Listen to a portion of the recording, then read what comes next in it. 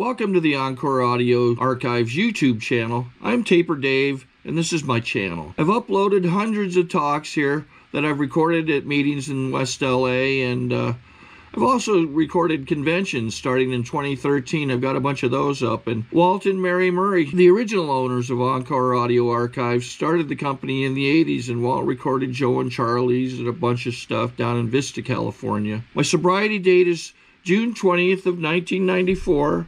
I hope you find something you like, so please like and subscribe to my channel and comment down below.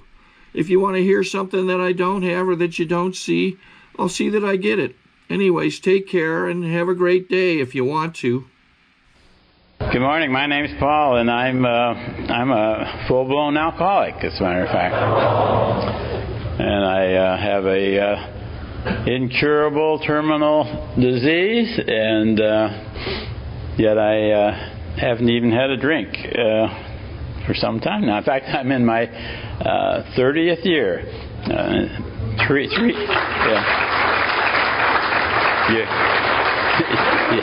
You're nowhere near as impressed as I am. Actually, I'm only 3 days into my 30th year, but it sounds good that way. I've been having a good weekend. I enjoy this. I enjoy step things, and but there's one thing I've missed at this weekend. I don't see enough of it, and of course you can't, because these are doctors and they're significant others, and they have to be more careful. But this is Southern California. You probably already knew that. And but what we see in the meetings that I go to, and the thing that I miss when it's not there, is it's the hugging. I like to see a lot of hugging. I couldn't hug when I came here. In fact, the fellow that brought me used to grab me, and I used to push him away. I said, "Don't leave me alone. Don't touch me, damn it." And so I know that. I assume a lot of you feel that way too. And the best way to get over it is to get over it. And so I'd like to see all of you stand up and turn around and hug the people in the row behind you, or in the front of you, or beside. Not just the people you came with.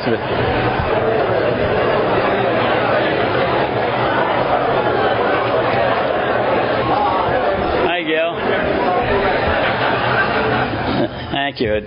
Maybe you didn't like it, but I feel better. And I got a nice hug from Gil, and I started to say, "You look great." And then I remembered somebody said that to me the other day. They said, "Gee, you look great." And I said, "Thank you." And he said, "Do you know the 3 stages of mankind?" And I said, "What are the 3 stages of mankind?" And he says, "Well, at first there's adolescence, and then there's middle age, and then there's you're looking great."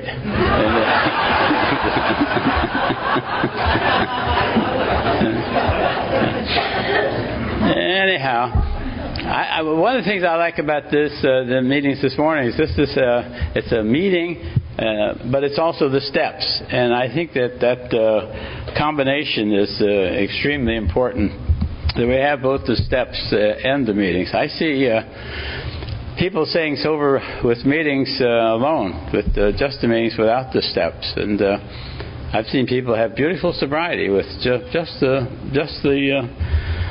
fellowship, just the steps, meeting every day and stay sober and have happy sobriety right up to the day that they get drunk, and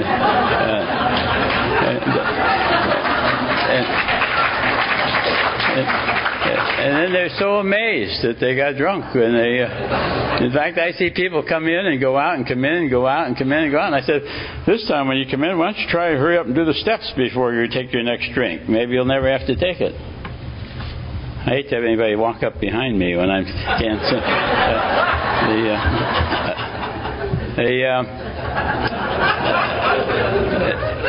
And I'm also seeing people.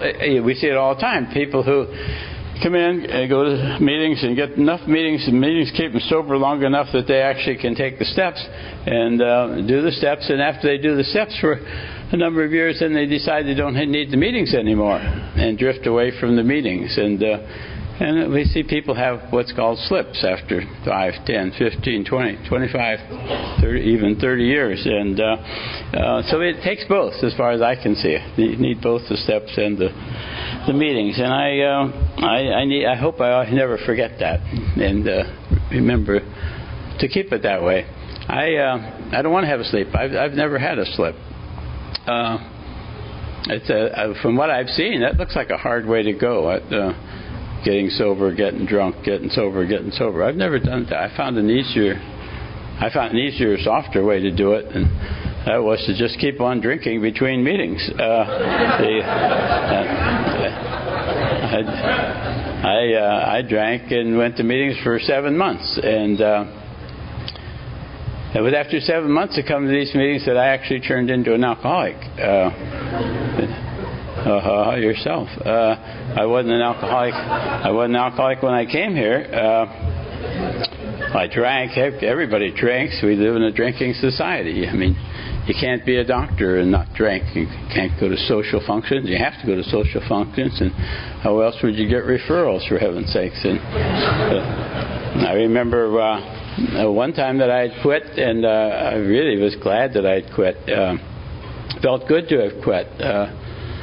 I hadn't had a drink all day, and I thought, gee, quitting drinking is fine. I wish I had done this a long time ago. And then I got to thinking about the New Year's parties that were coming up, and we'd be going to this doctor's house for the celebration. And I'd walk in, his wife would say, "Hi, Paul. Hi, Max. What are you drinking, Paul?" And I'd say, "Well, I'm not drinking."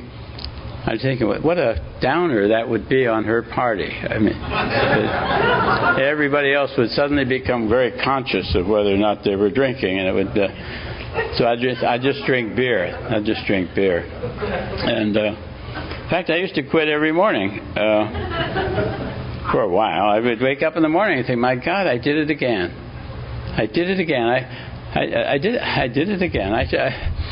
I just shouldn't drink. I just can't drink. I'm not going to drink. I quit. I'm not going to drink anymore. I quit. I'm not going to drink. I quit forever. I'm not going to drink." And I think that's a good idea. I'm not going to drink. And I get up and go to shave, and have to keep one eye shut so you can see to shave. And, you have to be careful not to shut the other eye, or you go to sleep, and they can burn yourself with an electric razor, and which I hadn't known before. And I go to work and be glad that I wasn't drinking. Just be really glad that I wasn't drinking, and go through the day and enjoy not drinking, and wishing I had quit a long time ago, as I say. And somehow on the way home from the office, somebody would drive by the liquor store and pick up a 6-pack of half quarts, and I'd get started, and next thing in the morning I'd wake up and I'd think, "My God, I did it again." And I wouldn't even remember having any discussion with me as to whether or not I was going to drink. It was the only thing I can figure out is that committee in my head, one of us decided in the morning to quit, and late in the afternoon or evening, another one decided, no, we're going to have a drink. And in fact, I don't even think the no was in there. He just decided we were going to drink. There was no discussion. The different parts of my brain weren't talking to each other. It's like it's as if my whole life had been by like a tour bus with no driver. Yeah. And one of the tourists would get up and drive a while, And then they'd stop and go to the John or something, and while they were gone, another tourist would get up and drive a while, And they wouldn't even talk to each other about where they were going, And then we'd wonder why we never got anywhere. And now it's just too many people in my head. I've had to. In fact, I think that it's a combination of the meetings, but I think particularly the steps has helped me to get better communications, not only with my spouse and with people out there and with my higher power, but with the people in my head. The communications, they run my life. It isn't what happens in my life that matters. It's what the people in my head think about what happened. and what I get to listening to of what they're talking about, what's happened. And I was born with a knack, and but the Bible tells you if you don't use this quality that you have, it'll be taken away from you. And I have this knack where I can see the defect, the imperfection, the thing that's wrong with any person, place, thing, or situation. And I'm always glad to tell you, because I know you want to know too. And what I found is there's just this one guy in my head that is a specialist in that. And he passes judgment on everything and everybody that goes by. And if I listen to him, everything turns bad. But there's another one who thinks everything is great. In fact, the same thing is true with my wife. We've been married now, at the end of this year, it'll be 57 years.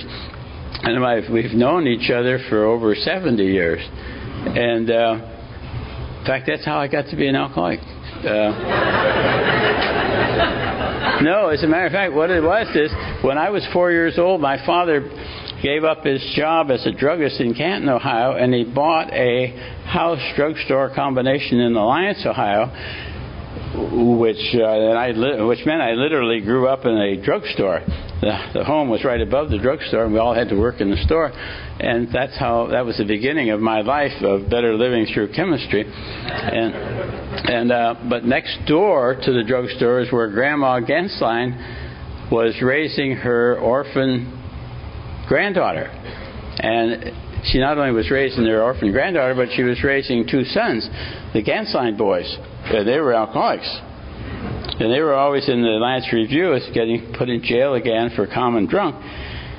And my parents didn't like for me playing with the Genslein girl all the time, because they were afraid that if we grew up and we got married, I might turn out to be an alcoholic. And by God, they were right.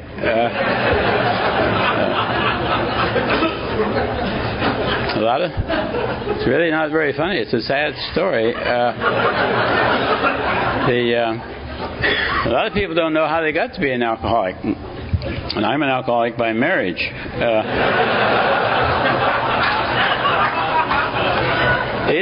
Either that, or I caught it in Alcoholics Anonymous. Because like I said, I wasn't an alcoholic when I came here, but I had to come to all these meetings, and I picked it up here. But getting back to this thing about the people in my head, I've known Max all these years, and it isn't what Max does that determines the quality of our relationship. It's who I listen to of the people in my head who talk about our relationship. I mean, there's a guy in my head who is obsessed with Max. He watches her all the time and reports back to me. Which is okay, except he doesn't really care that much for her. And what he does, he says things to me all the time like this. Did you notice the way she's looking at you? Or have you noticed the tone of voice in which she just said that? And ask the question, does that woman realize who she's talking to? Yeah. And the other thing is, there's another guy up there that thinks she's just wonderful. He's just as obsessed with her, and he thinks she's just great, and likes to point out to me that she's attractive, got a great sense of humor, and that she's very active in Al-Anon. She's been going to meetings. What he really likes to remind me is that she's the one who continued to go to AA meetings, even though she's not an alcoholic. She continued to go to AA meetings when I decided I wasn't going to go anymore. And many a time I'll say, well, let's go to a show, and she'll say, no, let's go to an AA meeting. And so she was well, I guess come to think of it, she drove me to drink for years, but she's also been very important in my recovery too.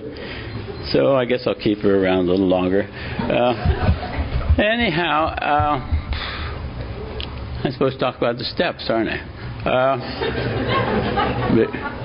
Yeah, they're shaking their heads. About time you got to the steps, is what you're saying. Frankly, one of my favorite steps, though, is the first step. I love that powerlessness. I find that a very useful tool, because it seems that so often, the thing that's upsetting me is something over which I'm powerless anyhow. And what I'm really working on is trying to change something that I'm powerless over changing. And until I realize that, I can be really struggling. But I love to wallow in my powerlessness. Once I find out that, usually I'm trying to change somebody else's attitude or change their behavior. And I like to file things away. I like to have things in order. When I have something, I like to put it away so I know where it is. I'm not here to talk about Max, but the truth is, Max is just the opposite. She enjoys the hunt.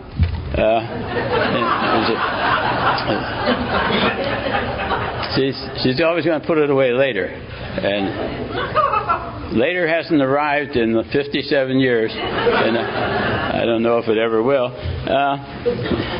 Another thing about Max that I'm talking about Max is I'm a horizontal thinker, and Max is a vertical thinker. When we have a situation or a problem, I like to ask questions that will narrow it down. And when it gets narrowed down and it comes to a point, at that point I know what I need to do next. I have a sense of direction. I know what I need to accomplish. Max is a vertical thinker. She never has enough information. She always wants more. She'll ask questions even when she knows where she's going. She just loves to ask questions. So I will try. When I'm trying to talk to Max, I will want to ask her a question, and all I want to know is yes or no. Now that's very little to ask of somebody. And I'll spend a whole day planning how I'm going to ask this that she can only answer yes or no. And it never works. She always says, well, we can't do it that way. And I haven't even told her what way I'm going to do it. Yeah, that's all. Anyway, I like to file things in what I have. My biggest file is the file of things over which I'm powerless. If I drop something in that file drawer, then I can forget it and go on and be relieved of any concern about that. In the same way with on the second step, I like to came to believe that God could restore me to sanity, restore me to sane thinking in my own home. I like to adjust that to sane thinking in my own home, because that's where a lot of most of my problems come from. And in my own life, it seems so obvious that I'm right. Well, I usually am, as a matter of fact. But I have to get along with people who can agree with that. And then the third step, I made a decision to turn our will and our lives over to the care of God. Initially, all that is a decision. We don't have to do it. We just have to make the decision to do that as we're able. And I see a lot of people are new who are struggling with that because they're confusing the third step, which is just a decision, with the 11th step, which is a way of living in God's will. They combine 3 and 7, and people often say, I'll say, have you done your 4th step? And they'll say, no, I'm still working on the 3rd. Well, what they're saying is they haven't done the 3rd, and they don't want to do the 3rd, because if you do the 3rd, then you got to do the 4th. In fact, the book is very specific. My book is very specific about that. After you do the 3rd step, it says that 3rd step is useless unless followed immediately by a thorough house cleaning. And it says at once that we do the 4th step. So if you haven't done the 4th step, be careful. Don't tell anybody you've done the 3rd, or the book will tell you should be doing the 4th right away. I had a real hard time. One thing what I started to say before was I've noticed that over the years the steps are changing for me. You know how the book changes as you go back and read it? They move stuff. I mean, all I have to do is quote what page something's on, and they move it. And they add new stuff. And well, the steps are like that for me. The more I do the steps, the more they change. They change for me. I live them differently as they go along, and they all fit together. I've noticed that every step I do makes the steps before that more meaningful. I mean, nothing, for instance, nothing makes the decision to turn your will and your life over to the care of God, nothing makes that more significant than writing a fourth step. And nothing makes that still more significant than taking a fifth. So each step affects all the steps before that. And they actually become a wheel that we go around and around in. We do go around and around. Along that line, someplace out of Texas, a group had gotten together and they set up, they would form a group for the specific purpose of studying the first 164 pages of the book. And when they came to a step, they would do the step. It wasn't a step study, it was a step do it. And they had these mimeograph sheets, and I got a copy of them, and they were kind of hard to read, and there were parts missing, and they didn't finish all the steps after about 8. I think they stopped or something. And anyway, I got those mimeograph sheets, and I finished them up, edited them, and put it into a pamphlet. And I decided that for myself, we got a group together and went through them, and we did all the steps together, and it formed a real nicely knit group of people having done something together, and it formed a great sense of intimacy. It took about 20 meetings to complete, to read all 164 pages of the book and do each of the steps as you came to them. And so I decided I would make those pamphlets available, but I couldn't sell them because really they're just the big book. There's nothing in them that's other than the big book and maybe a little out of the 12 and 12. And particularly was good for setting up how to do the fourth step inventory, the 4-column inventory, just like the book says, only somehow it's easier to read in this than in the book itself. That was one part of the book I had a little trouble understanding.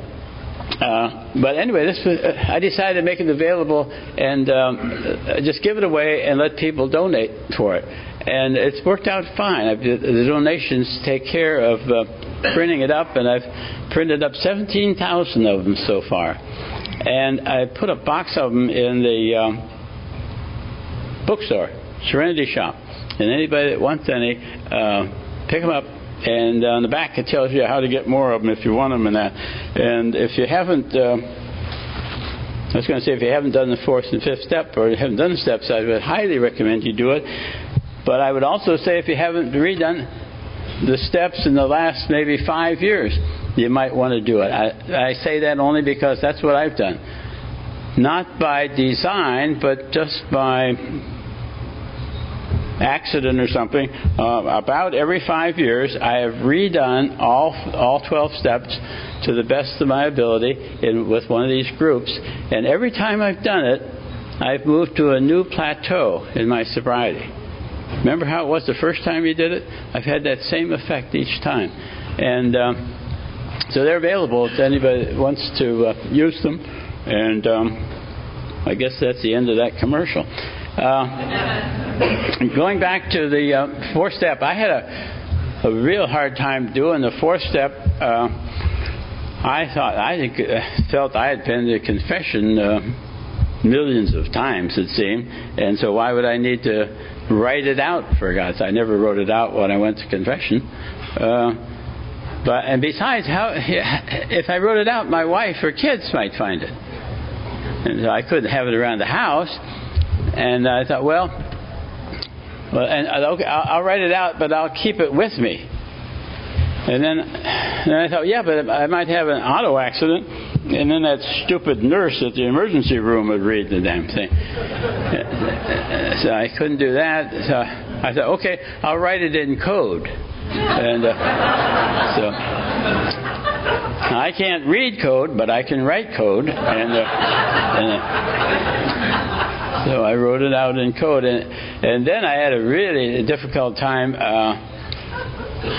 finding somebody to read it to. Most people are blabbermouths, and they'd be glad to tell stuff like that. And I had a real hard time finding somebody to read that to. And I wanted it to be somebody on the program, not a professional. And I remember finally they were having a convention down in San Diego, and I made up my mind that I told myself I'm not coming back from San Diego unless I've done my fifth. And I didn't particularly want to spend the rest of my life in San Diego. And so I found it turned out to be a doctor who was somebody I was sponsoring, as a matter of fact. And I read the whole thing to him, and he told me stuff about himself that shocked me. And once I got done with it, it was a big secret. And once I got done with it, I was running around telling everybody I did it. I was wishing I had done it a lot sooner. It's like so many things in the program that we hate to do it, but once we do it, we wish you'd have done it before. And so I did my fifth, and going back to the fourth step, as I said, we've done them thoroughly every 5 years approximately. But in between times, I've done a lot of spot inventories. That has been very helpful to me, spot inventories. Just doing an inventory on a particular problem. Doing an inventory on work, or an inventory on money, or an inventory on relationships. An inventory on my relationship with Max. I've done all the steps over again in specifically with my relationship in my own home, and that's been very helpful. And to the point where today I still go to one Al-Anon meeting every week. In fact, my program consists of going to an Al-Anon meeting Monday noon, maybe a men's stag Monday evening, usually not. Tuesday night is date night, and Max and I go out wherever she wants. And Wednesday night is my Wednesday night home group Laguna Beach speaker meeting. Thursday night is the San Juan Capistrano topic discussion meeting.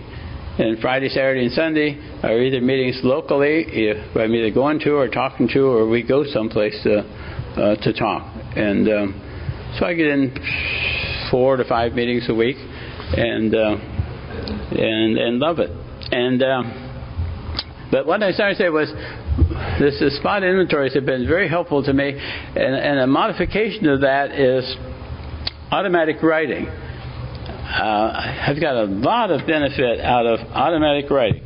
I've back when I was in pharmacy, I taught myself to type, and so I love to type, and I can type real fast. My fingers can type real fast. I say my fingers because if I let my fingers do it, I can type real fast. If I try to help them, they go nuts. I mean, it's like so much in life. If I just do it, it's fine. But if I try to think about it and work at it, I screw it up. But I can sit down, and now I do it at my computer, and it's almost as if my higher power has a substation in my computer or something. I can sit down, and so I start out a letter to God. Dear God, here we go again. You've been doing a good job. Keep on doing it. You make happen today whatever you want to have happen today. You have come into my life whoever you want to have come into my life. You have them say what you want them to say and do what you want them to do. Whatever happens today, and whoever comes into my life and whatever they say and do, I'll know that's your will for me this day. I give him permission to let whatever happen. And then I can't bitch about whatever happens because I told him he could do it. And I said, I'll pedal and you steer, and for God's sake, watch where you're going. I don't like some of the places we've been, you know. I figure if I tell him he can make happen whatever he wants to have happen in that way, and if I do the 7th step where I say, my Creator, I'm now willing that you should have all of me, good and bad. I pray that you now remove from me every single defect that stands in the way of my usefulness to you and my fellows. Then I have turned over to him everything in the outside world, and with the 7th step, I've turned over everything on the inside world. And to that extent, I have given up my right to criticize, condemn, or complain about anything, either in myself or in anybody else. And I'll often, with a ballpoint pen, write 3 C's in my palm of my hand, because I talk like that a lot, and it reminds me that when I see that my job is not to figure out whether or not we're really in the palm of his hand. My job is to act as if that's true, and stop acting as if it isn't true. And when I can see it in my hand, the 3 C's, then I don't complain quite so much.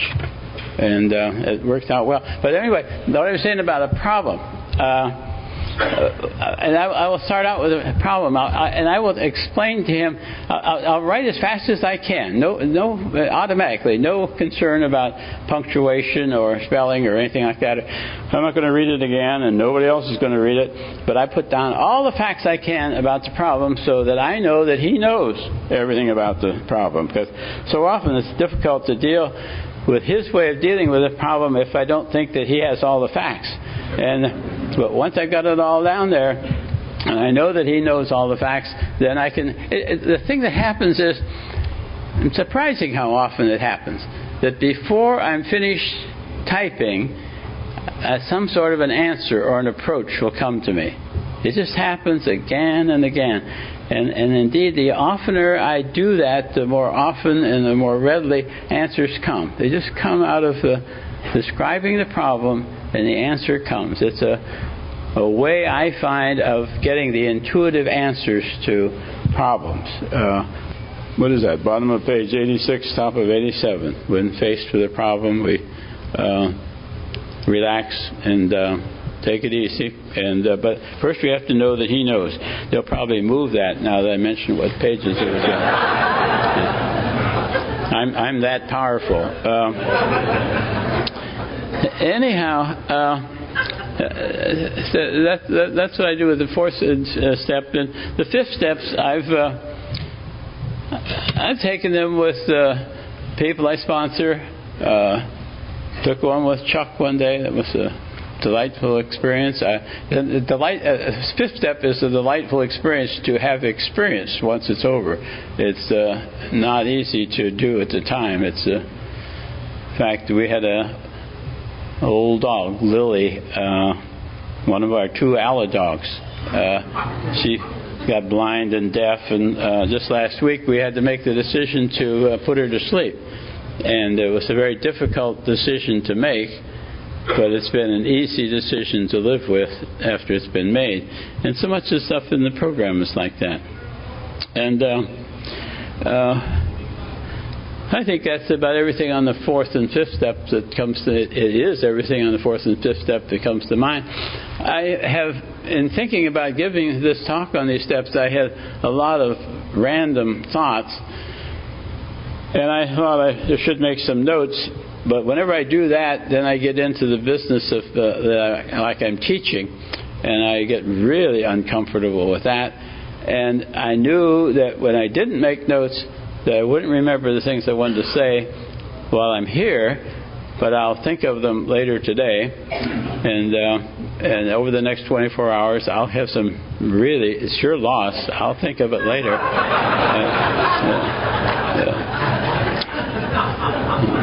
You'll never know, but I'll know.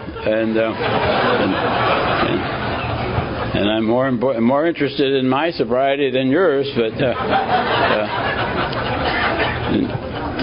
I think that. But on the sixth and seventh step, the sixth and seventh step. Well, the sixth step says, became entirely willing to have God remove our defects of character. And the seventh step, humbly ask Him to remove our shortcomings. And as far as I know, shortcomings and defects of character are the same. He just didn't want to use the same words twice. Those two steps meant very, very little to me the first time I went through the steps. But as I've stayed around and gone through the steps and lived the steps and gone through them a number of times, 6 and 7 have become much more meaningful. And I have an attitude toward them that might be a little different in that the sixth step says, became entirely willing to have God remove our defects. I think we also have to be entirely willing to have Him not remove the defects He doesn't want to remove. Because He has never... The most dramatic defect He has removed from me is my addiction to alcohol and drugs. And yet you and I both know He hasn't really removed it. It's still there. And it can flare up at any moment, and one drink and can be gone. So he modifies the defect, but I don't think He totally, completely removes them. And I find people hating themselves for a defect or two or three, and I hear them saying they're working on the defect, or they're asking God to help them get rid of a defect. Well, I don't... That business of asking God to help them do what they want, that never worked for me. I spent all my life before the program asking God to help me do what I wanted to do. To quit drinking, or to get through medical school, or to do this, and help me. I was always begging for help, and He was always saying, "Well, screw you."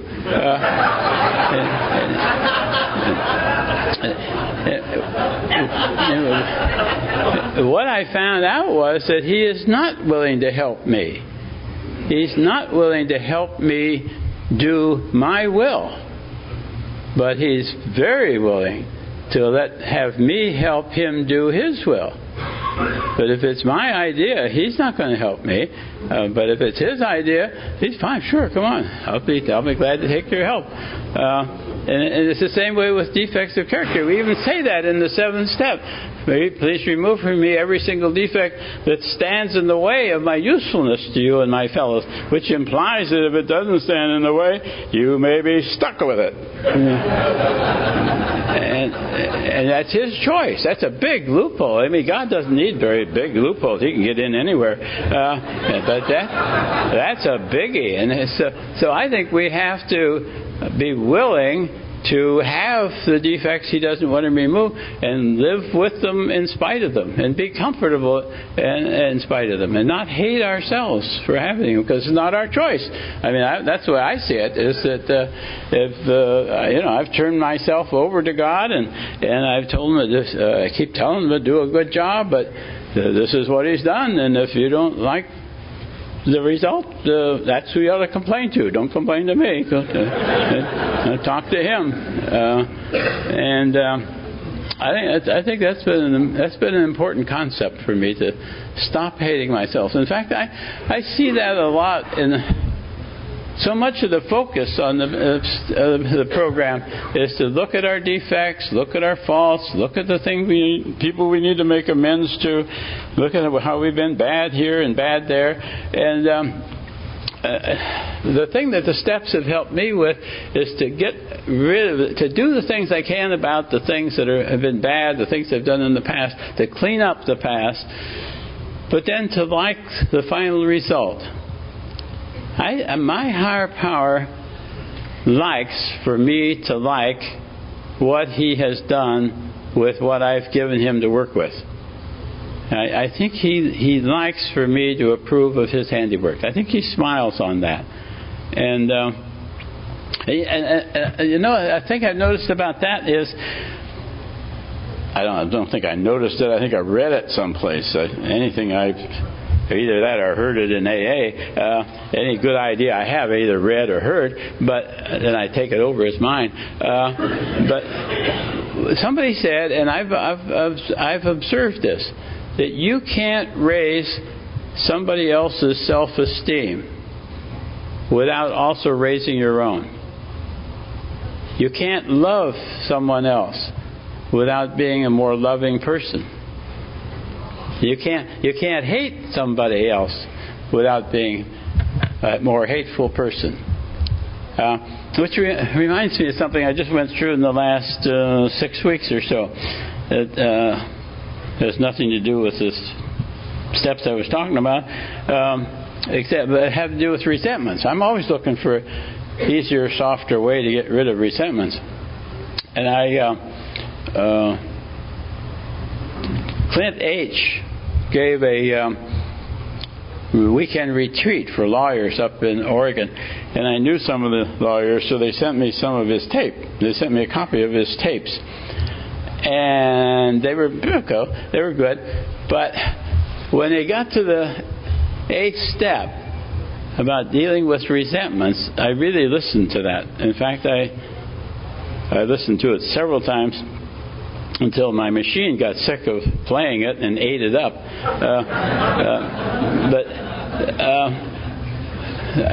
This will take a little time, but I got a lot of time. I'm in charge here. I got the microphone, is what I mean. But this is non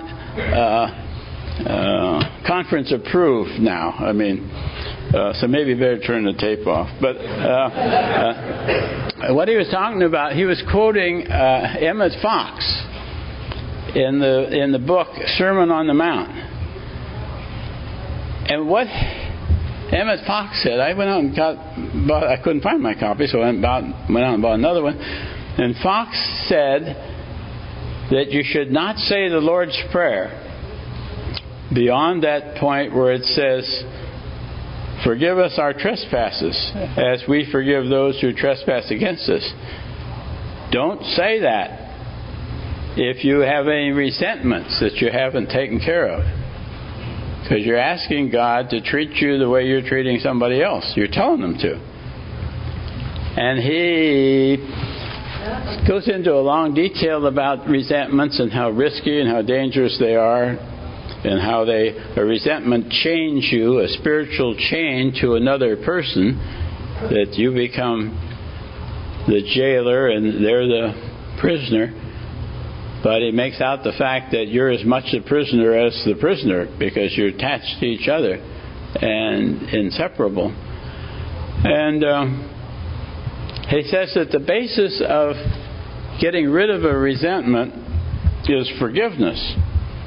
Sorry to interrupt your viewing. Taper Dave here. Just wanted to take a second to ask you to like and subscribe to my channel. And let me know if you like what you're listening. I've got some very good talks here, and this one's a great one. Just curious, do you think this is better than Zoom? Tell me what you think.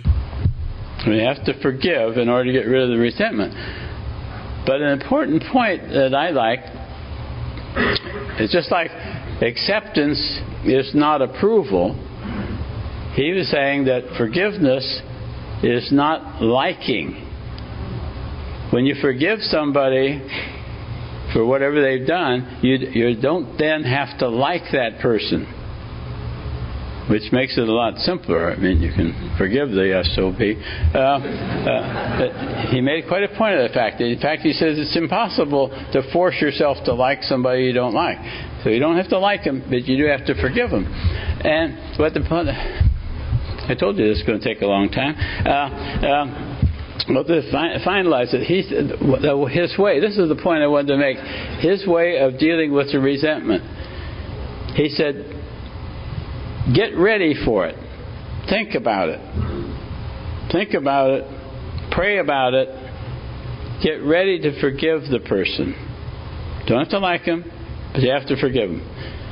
Pray for it until you get ready. And when you're ready, sit down, pray to God, think about what you're doing, and then tell God you are going to forgive. You are forgiving that person totally, completely, absolutely. It's as if it never happened. It's gone. It's out of your life. It's in God's hands now. It's done and over with. So on. And when you're through, get up, walk away. Don't ever come back to it. Don't forgive the person again, because you've already done it. To do it over again, you're negating what you've already done. When it comes back to mind, just remember that it's done and over with and gone, and walk away from it. And he says that over a short period of time, it'll no longer even come back to your mind anymore. It'll be gone. Don't keep rehashing it. And I've done that with two things. One of the things was that I always put resentments as just being ticked off at somebody, or a mild resentment, or a big resentment, or a big fat resentment. And big fat resentments are the ones where somebody does something that really upsets me. But I found that when I stopped to think about it, there are people in my life, a particular one who's been in my life for many years, and again and again and again and again did something that annoyed me. And it annoyed me and annoyed me and annoyed me until that had grown to a big fat resentment, and I didn't even realize it. But when I did this business that he sets up, it's really taken care of it. Now when it comes to my mind, in fact, it doesn't come to mind anymore. And it's really worked very well for me. The people who are sitting on the floor will be happy. They're now bringing in some chairs. The meeting's about over. I always feel bad for people that have to stand. And then I think, well, hell, you've got to stand.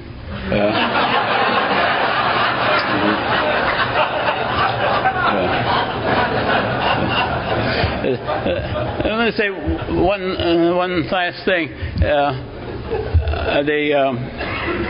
Father Barney used to come down from Seattle area and put on retreats for Alcoholics and Al-Anons, and he liked to break sobriety down into segments, just like we put sobriety into a day at a time. He said that sobriety was like a baseball diamond. That first base was physical sobriety, and second base was mental sobriety, and third base was emotional sobriety, and home plate was spiritual sobriety. And I like that concept. I like breaking things down. And the way I see it is that the steps are on that diamond. That step one is right after physical sobriety. You have to get physically sober, and then you realize it's alcohol that's been beating you up, and then you're powerless over it. We take the first step. And the second step, came to believe that power greater than ourselves could restore us to sanity, is at second base. And I see the rest of the steps on the rest of that diamond. And the further as we work the steps, we get more and more into spiritual sobriety. But what I see is all of us always on that diamond, all the way through recovery. We're on that diamond, and we're always in motion. We are either moving further into spiritual sobriety, or we're drifting back to where we came from. We can't stand still. I like that concept because that keeps me going. In fact, when I was very new in sobriety, I remember what's his name, who said that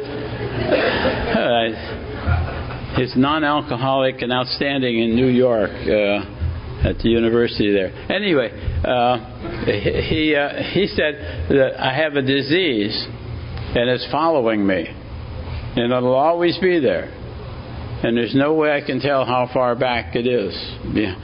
Oh, there's one way. I can stand still until it gets me. And then I can think, well, I should have gone to one more meeting. And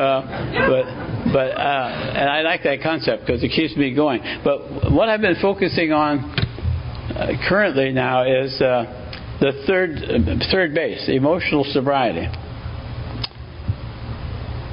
I am willing to go to any length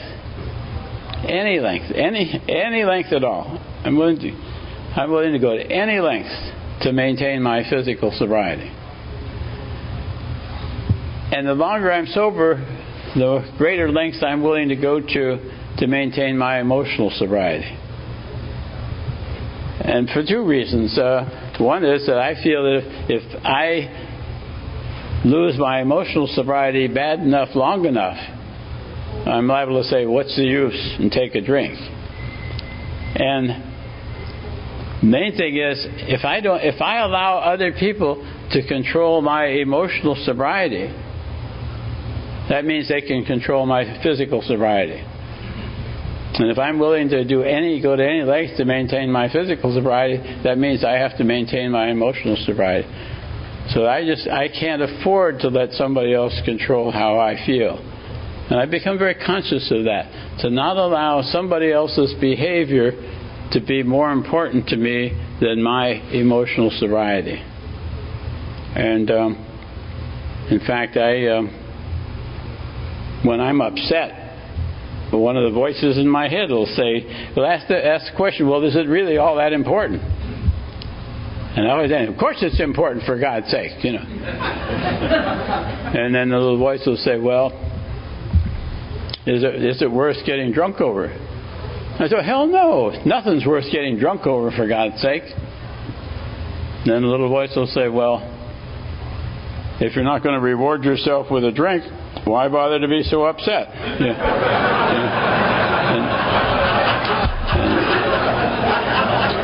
And I have no answer. And I think that's enough out of me. I'll think of the other good stuff later. And I hope you all have a good rest of the day. If you don't, it's your own damn fault. Thank you very much.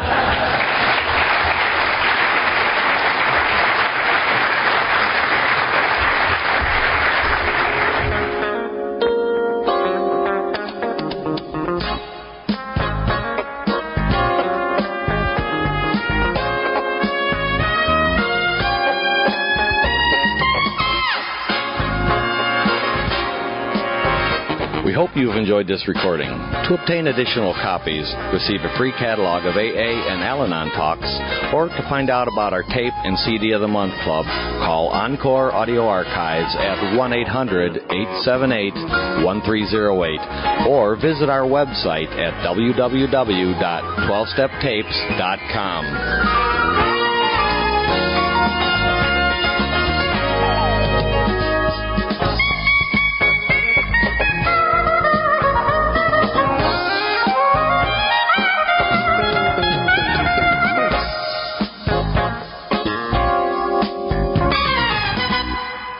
I think we got a great talk going on here. Thanks for watching the channel. Taper Dave here. Just curious, do you think this is better than Zoom? Okay, this is how I prepare my drone for launching. I like to do it inside the cab of my truck so I'm not standing outside in the weather. To install the joysticks for control, up and down, right and left, powered on. I have an Android phone that I use to connect it to the drone with, and it's actually controlled through the iPhone, through an app. Oops, wrong way. It's actually controlled through the iPhone, or through this Android phone, through the app. It's actually controlled through the Android phone, through an app, and you connect it through this short connection right here.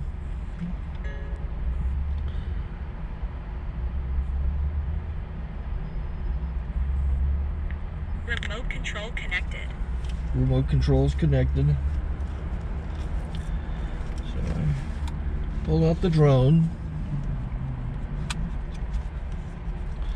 I have to extend the legs. Long legs extended first, then the short legs. Remove the gimbal protector. Set that aside, then power it on one short burst, then one long burst. I lay it down. So I have to go to calibrate. So the drone's not connected yet. It shows you here as this drone gets disconnected, even though the remote's powered on. So the drone has to establish it's connected. So I go into the app to calibration mode. First I'll calibrate the remote controller. Start calibration. Out, in, out, in, up, down, and then this little wheel is to control the gimbal. So it's calibrated. Go to gimbal calibration, start calibration, and then it calibrates the gimbal. I don't know if that shows up. The gimbal's moving all over the place. Changes, you can see it on the video. And I'm calibrated to take off. It's acquired 7 satellites at the moment. There are 26 satellites up in the sky, which it has to acquire before you can take off. So it's connected. It's got enough satellites. This is white. I can go to press this little arrow button, swipe right to take off, and it would start the motors if I slid this to the right. But I'll wait till I get outside. Don't want to do it inside.